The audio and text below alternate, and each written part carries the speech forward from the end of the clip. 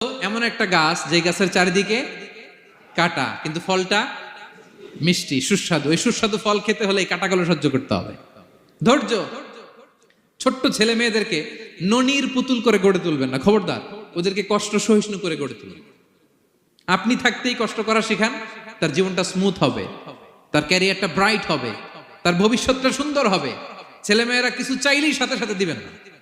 অনেক বাবা মা আছে এত আদর করে, এত বেশি আহ্লাদ করে, যা চায় তাই দেয়, পরে হিতে বিপরীত হয়, ঠিক কিনা? ছেলে মেয়েকে অভাব শেখান, ছেলে মেয়েকে কষ্ট শেখান, ওদেরকে সংগ্রাম শেখান, প্রতিকূল পরিবেশে কি করে টিকে থাকতে হয় এটার সবক শেখান। সেদিন লোকমান তাই করলেন, ছেলেদের সবর শিখাইলেন যে বাবা ধৈর্য ধারণ করো, আতঙ্কিত হবা না।